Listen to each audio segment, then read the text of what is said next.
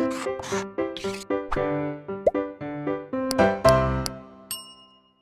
Students, welcome back to blueprint digital. आज की इस वीडियो में हम अधोवाही यानी कि फ्लोएम के बारे में पढ़ेंगे। वीडियो को स्टार्ट करने से पहले हमारे चैनल को सब्सक्राइब करें और बेल आइकन दबाना न भूलें, जिससे हमारे लेटेस्ट वीडियोस की नोटिफिकेशन आपको प्राप्त होती रहे। अब हम आज के टॉपिक पर आते हैं। सबसे पहले हमें फ्लोएम की परिभाषा पता होनी चाहिए कि फ्लोएम क्या होता है। वह जटिल ऊतक जिसका कार्य पादप में, पौधों में पत्तियों द्वारा बने भोज्य पदार्थों यानी कि भोजन को, यानी कि जो ग्लूकोज बनता है उसको पौधे के विभिन्न भागों तक पहुंचाना होता है। वह ऊतक, वह जटिल ऊतक क्या कहलाता है? फ्लोएम कहलाता है, अधोवाही कहलाता है। यानी कि फ्लोएम वह जटिल ऊतक है जिसका कार्य पत्तियों आदि में बने भोज्य पदार्थों को पौधे के विभिन्न भागों तक पहुंचाना होता है। अधिकांश पौधों में भोज्य पदार्थों का निर्माण ग्लूकोज के फॉर्म में होता है, लेकिन उसका जो ट्रांसपोर्ट होता है, संवहन होता है, संचरण होता है, वो सुक्रोज के फॉर्म में होता है, क्योंकि सुक्रोज नॉन रिड्यूसिंग शुगर होती है। और जितना पार्ट उसका यूज़ होना होता है पादपों के विभिन्न भागों में वो यूज़ हो जाता है, और जो शेष भाग होता है, वो जो बचा हुआ भाग होता है वो जड़ों में स्टोर हो जाता है स्टार्च के रूप में। तो भोज्य पदार्थों का निर्माण मुख्यतः लीव्स में होता है और वो ग्लूकोज के फॉर्म में बनता है, सुक्रोज के फॉर्म में ट्रांसपोर्ट होता है और स्टार्च के रूप में स्टोर होता है। फ्लोएम यानी कि अधोवाही जो होता है वो भी जाइलम की तरह दो प्रकार का होता है, प्राथमिक फ्लोएम और द्वितीयक फ्लोएम, यानी कि प्राइमरी फ्लोएम और सेकेंडरी फ्लोएम। प्राइमरी फ्लोएम का विकास प्राक एधा यानी कि प्रोकैम्बियम से होता है, जो एक प्रकार का शीर्षस्थ विभज्योतक होता है, जबकि द्वितीयक फ्लोएम का विकास द्वितीयक वृद्धि के दौरान यानी कि सेकेंडरी ग्रोथ के दौरान होता है, और वो संवहन एधा यानी कि वेस्कुलर कैम्बियम से होता है।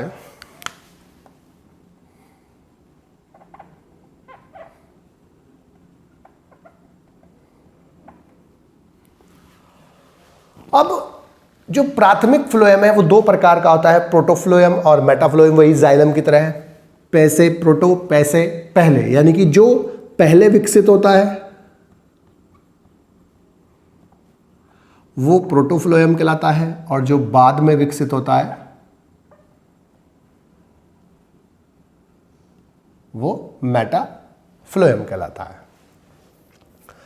अब जो फ्लोएम है और जाइलम है वो संवहन ऊतक होते हैं, और संवहन ऊतकों का जो पहली बार बनना होता है वो टाइडोफाइटा में होता है। लेकिन टाइडोफाइटा में और जिम्नोस्पर्म में, अधिकांश जिम्नोस्पर्म में, टाइडोफाइटा में, जाइलम में से वेसल्स अनुपस्थित होती हैं और फ्लोएम में से कंपेनियन सेल्स यानी कि सहकोशिकाएं अनुपस्थित होती हैं। तो टाइडोफाइटा में और अनावृतबीजी पादपों यानी कि अधिकांश जिम्नोस्पर्म्स में कंपेनियन सेल्स अनुपस्थित होती है। लेकिन जो जिम्नोस्पर्म्स का एक ग्रुप होता है कॉनिफर, जिसमें पाइनस आता है, उन कॉनिफर्स जिम्नोस्पर्म्स में एल्बुमिनस सेल्स उपस्थित होती हैं, और ये एल्बुमिनस सेल्स कंपेनियन सेल्स के जैसी होती हैं, अर्थात उनके समतुल्य होती है। यानी कि अर्थात हम ये कह सकते हैं कि जिम्नोस्पर्म्स में इन कंपेनियन सेल्स, जिम्नोस्पर्म्स के कॉनिफर्स में इन कंपेनियन सेल यानी कि सहकोशिकाओं के स्थान पर एक अलग प्रकार की सेल्स उपस्थित होती है जो इस जैसी होती है, जिसे हम क्या बोलते हैं? Albuminous cell.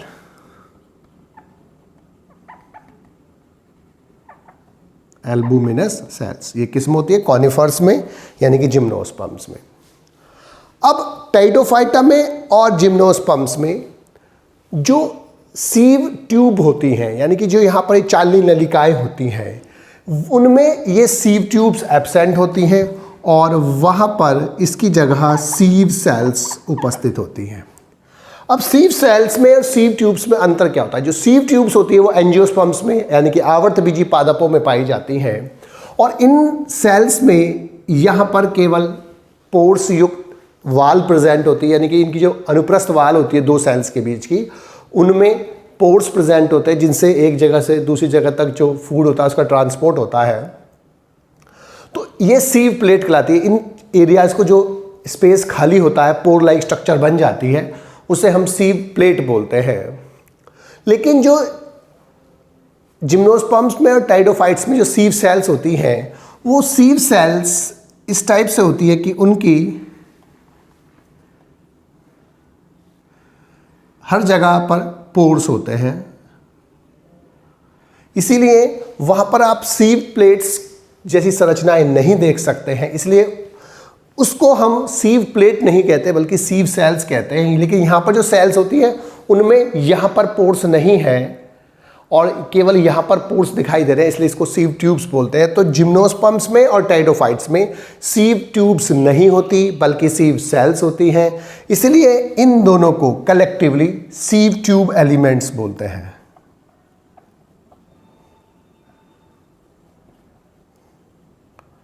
Sieve tube elements क्यों बोलते हैं? क्योंकि जाइलम में और फ्लोएम में 4 प्रकार की सेल्स होती हैं और इन चारों प्रकार की सेल्स को जाइलम में भी और फ्लोएम में एलिमेंट वर्ड यूज करते हैं सेल की जगह।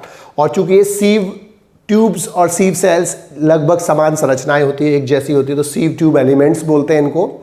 और जिम्नोस्पर्म्स में और टाइडोफाइटा में सीव सेल्स पढ़ते हैं और जबकि एंजियोस्पर्म में सीव ट्यूब्स होती है, हम उनको पढ़ते हैं। अब इनमें 4 प्रकार की सेल्स होती हैं जिन्हें हम एलिमेंट्स बोलते हैं। पहला है सीव ट्यूब्स यानी कि चालनी नलिकाएं, सहकोशिकाएं यानी कंपानियन सेल, फ्लोएम मृदुतक यानी कि फ्लोएम पैरेन्काइमा,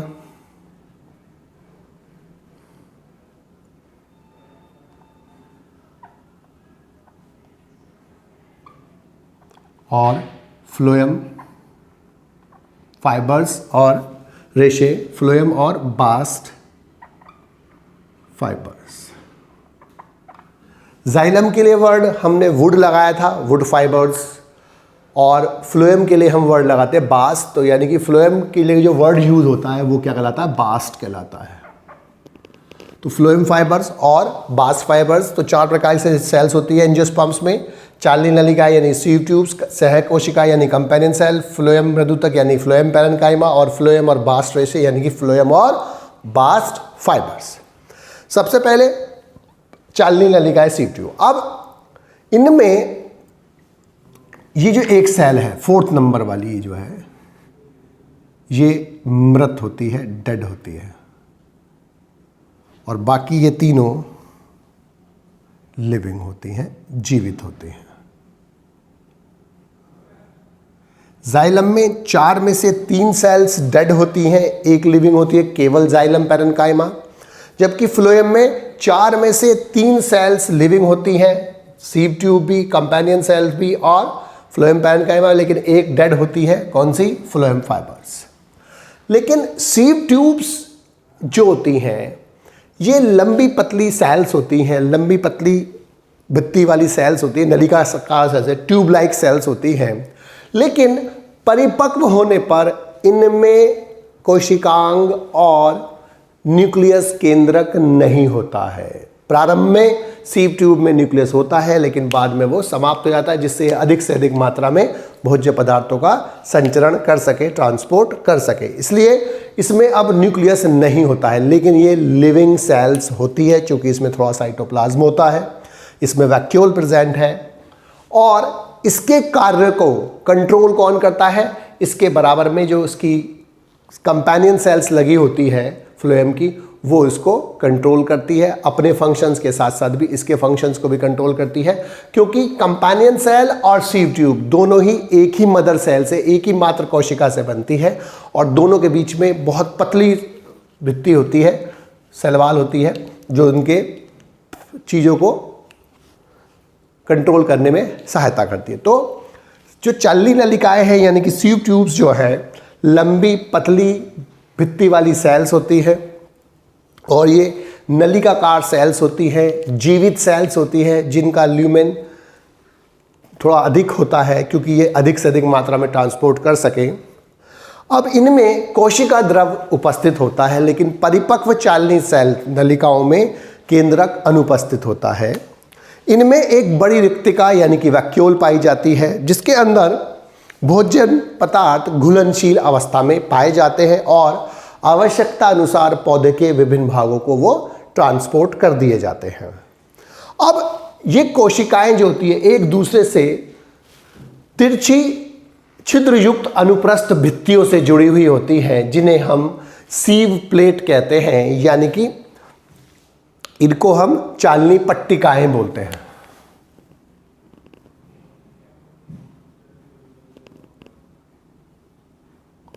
पट्टिकाएं यानी कि सीव प्लेट्स कहते हैं।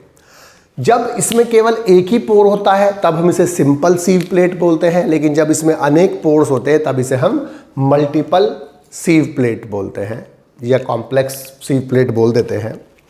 अब जो चालनी पट्टिकाएं हैं यानी कि सीव प्लेट्स है, इन सीव प्लेट्स की सहायता से जो एक चालनी नलिका का जीव द्रव्य है यानी कि प्रोटोप्लाज्म है, वो दूसरी चालनी नलिका से संबंधित रहता है और इसके परिणाम स्वरूप ही भोज्य पदार्थ एक सीव ट्यूब से दूसरी सीव ट्यूब में स्थानांतरित होते हैं, ट्रांसफर हो सकते हैं। अनेक पौधों में वृद्धि ऋतु यानी कि जो ग्रोइंग सीजन के अंत में जो ये सीव प्लेट्स होती हैं उसके ऊपर एक कार्बोहाइड्रेट का डिपोजिशन हो जाता है।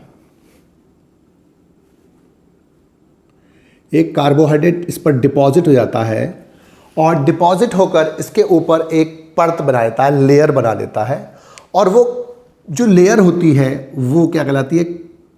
कैलोज। कैलोज कार्बोहाइड्रेट इस पर संचित हो जाता है और इस पर जो लेयर बनती है उसे हम क्या बोलते हैं? कैलस। और इस कैलस के बनने के कारण भोज्य पदार्थों का जो स्थानांतरण हो रहा था वो बंद हो जाता है या बहुत कम हो जाता है, जिसके कारण संवहन रुकने से पौधों की वृद्धि लगभग रुक जाती है।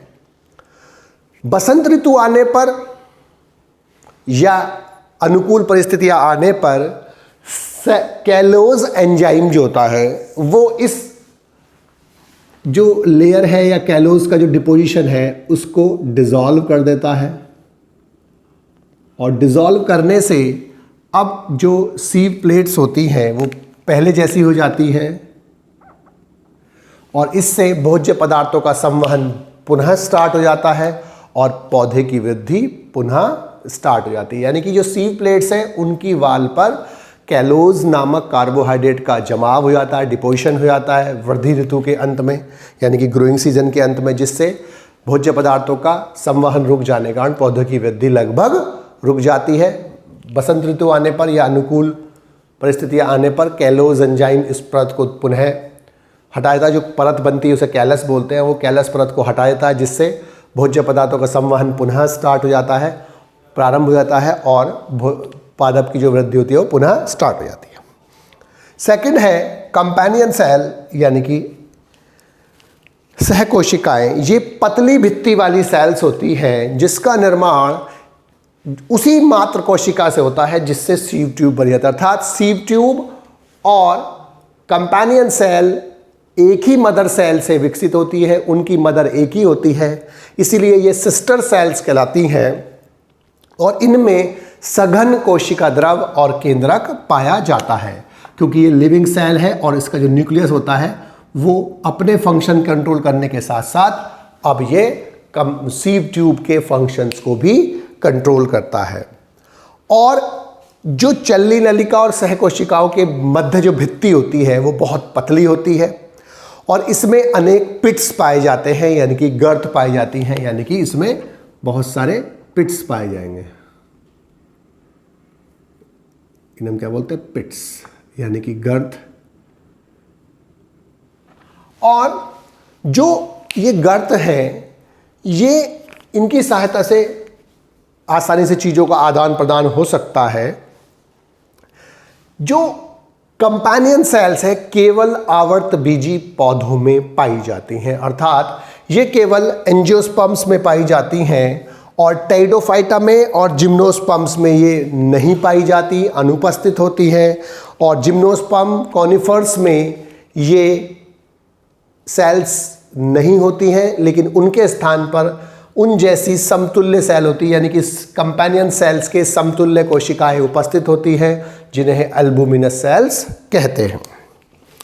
तीसरा है अधोवाही मृदुतक यानी कि फ्लोएम पैरेन्काइमा। ये लिविंग सेल्स होती हैं और ये लंबी चौड़ी तथा कुछ गोल आकार की सेल्स होती हैं, जिनकी जो सेल वॉल होती है वो सेलुलोज से बनी होती है और इन सेल्स में भी सघन कोशिका द्रव पाया जाता है और एक न्यूक्लियस पाया जाता है, क्योंकि ये लिविंग सेल्स होती है और ये सेल्स चालनी नलिकाओं के बीच बीच में उपस्थित होती हैं। अधिकांश द्विबीजपत्री पौधों में अधोवाही मृदुतक उपस्थित होता है, अर्थात डाइकॉट्स में ये उपस्थित होता है, परंतु एक बीजपत्री तनों में अनुपस्थित होता है। एक बीजपत्री तनों में अनुपस्थित, यानी कि मोनोकोटिलिडनस स्टेम में, स्टेम ऑफ मोनोकोट्स प्लांट्स में ये फ्लोएम पैरेन्काइमा एब्सेंट होता है। ये इंपॉर्टेंट है, पूछ लेते हैं कि फ्लोएम पैरेन्काइमा कहाँ अनुपस्थित होता है। कहाँ अनुपस्थित होता है? एक बीजपत्री पौधों के तनों में ये अनुपस्थित होता है, द्विबीजपत्री तनों में, जड़ों इत्यादि में प्रेजेंट होता है। फ्लोएम पैरेन्काइमा का काम क्या है?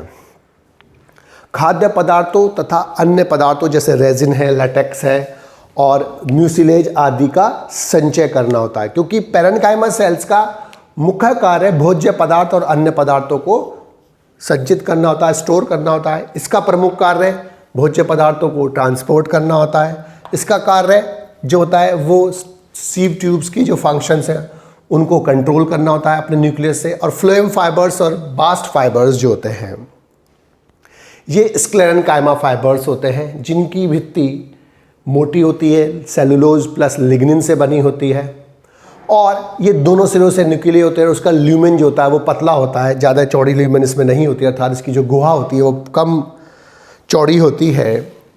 और इन फ्लोएम फाइबर्स को बास्ट फाइबर्स भी कहते हैं और ये काफ़ी लंबे और नुकीली संरचनाएं होती हैं और इनके सिरे सुई के समान शार्प होते हैं। इनकी कोशिका भित्ति बहुत मोटी होती है, काफ़ी मोटी होती है, सेलुलोज प्लस लिग्निन से बनी होती है और परिपक्व होने पर इनका प्रोटोप्लाज्म समाप्त हो जाता है, अर्थात इसमें केंद्रक भी उपस्थित नहीं होता, इसलिए ये मृत कोशिकाएं हैं। और फ्लोएम की अकेली ऐसी सेल्स हैं जो मृत होती हैं, बाकी सभी सेल्स जीवित होती हैं। और ये कुछ पादप जैसे पटसन है, सन है, भांग आदि में इन फाइबर्स का बहुत अधिक महत्व होता है और ये अत्यधिक दृढ़ होते हैं और दृढ़ होने के कारण इनका जो प्रयोग होता है वो गद्दे बनाने में, सुतली बनाने में, रस्सी बनाने में और अन्य सामग्री बनाने में होता है। अब इनके साथ एक और प्रकार की सेल्स हमें पढ़नी है जो कहलाती है रूपांतरण कोशिका यानी कि ट्रांसफर सेल। रूपांतरण कोशिका यानी कि ट्रांसफर सेल। जो ट्रांसफर सेल है तो विभिन्न उपापचयी जो पदार्थ होते हैं उनको अधोवाही यानी कि फ्लोएम के नियमित सीमा क्षेत्र में पहुंचाने के लिए, यानी कि जो फ्लोएम का जो एरिया है, फ्लोएम के आसपास का जो एरिया है, जो उसका कार्य क्षेत्र है, उस तक पहुंचाने का जो कार्य होता है वो ट्रांसफर सेल्स का, इसलिए इनका नाम क्या है? Transfer cells. क्योंकि ये क्या काम करती है? जो उपापचयी पदार्थ है उनको उस क्षेत्र तक पहुंचाती हैं जो फ्लोएम का कार्य क्षेत्र होता है। और इन सेल्स की जो कोशिका भित्ति होती है उनके अंदर की ओर कोशिका के अंदर पाए जाने वाले माइटोकॉन्ड्रिया यानी कि सूत्रकणिका जैसे क्रिस्टी जैसे उभार्स पाए जाते हैं। जैसे माइटोकॉन्ड्रिया होते हैं, माइटोकॉन्ड्रिया में जो इनर मेम्ब्रेन होती है वो